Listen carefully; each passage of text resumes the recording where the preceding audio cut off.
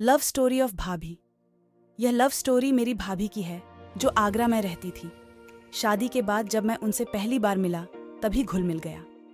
तब उन्होंने मुझे अपनी लव स्टोरी के बारे में बताया। मेरी भाभी का नाम तानिया है।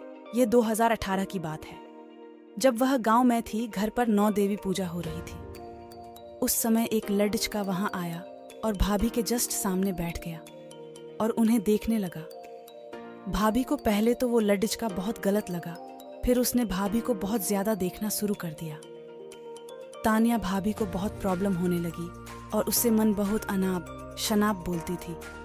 एक दिन जैसे ही वो भाभी के पास आया, भाभी ने एक जोर का थप्पड़ उसके गाल पर जड़ी दिया।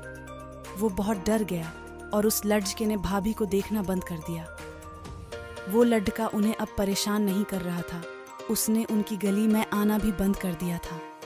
तब भाभी को बहुत परेशानी होने लगी क्योंकि वो उसके लड़के के परेशान करने की आदी हो गई थी।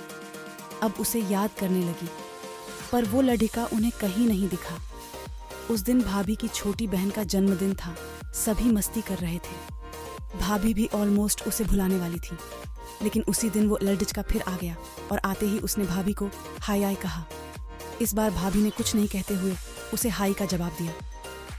इसी से वो लड़का समझ गया कि कुछ तो बात है। फिर मेरी भाभी के भैया आए और बोले, अरे अमन, तू यहाँ क्या कर रहा है?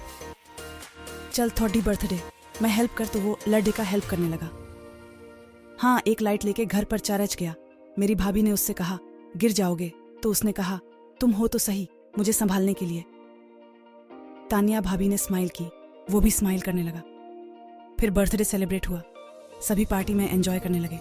तभी वो LDDDH का आया और बोले, तानिया मैं तुमसे कुछ कहना चाहता हूँ। तो भाभी ने बोले, कहो। तो उसने कह, क्या तुम मेरा टाइम पास बनोगी? तो भाभी ने कह, क्या कह रहे हो? तो वो लड़ेज का पहले डरने लगा और उसने बोल दिया, आई लव यू तानिया, मैं तुमसे बहुत प्यार करता हूँ, तुम मेरी ज़रूरत हो भाभी। तो पहले से ही उससे प्यार करती थी, लेकिन फिर भी बोल दिया, सोच कर बताऊंगी, तुम अपना फ़ोन नंबर दे दो। और 2 दिन बाद भाभी ने बोल दिया, आई लव यू। तो अमन और लव स्टोरी शुरू हो गई। आफ्टर 6 मंथ भाभी की शादी तय हो गई और वो लड़का दोनों अलग हो गए। इसी गम में भाभी ने अपने हाथ पर उसका नाम चाकू से लिख डाला और ये सुनते ही उस लड़के ने भी हाथ पर नाम डाल लिया।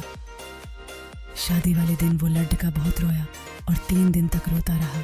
फिर भाभी ने उसे मेरे फ़ोन से कॉल की और कहा, तुम मेरे देवर के दोस्त बनकर मुझसे मिलो, मैं तुमसे मिलना चाहती हूँ। और वो आ गया और मौका देखकर मैंने उन दोनों को मिलाया। वो लड़का दोनों मिलते ही बहुत रोए और जो भी मन की बातें थीं सभी शेयर की। आखिर में लव द एंड करने जा रहे थे। फिर मैंने कहा, जस्ट स्टॉप, मैं किसी को नहीं बताऊंगा, तुम अपना प्यार रेगुलर रखो। और आज भी वो एक दूसरे से मिलते हैं और किसी को पता भी नहीं है। क्या इस लड़के ने सही किया? कमेंट करके हमें बताएं।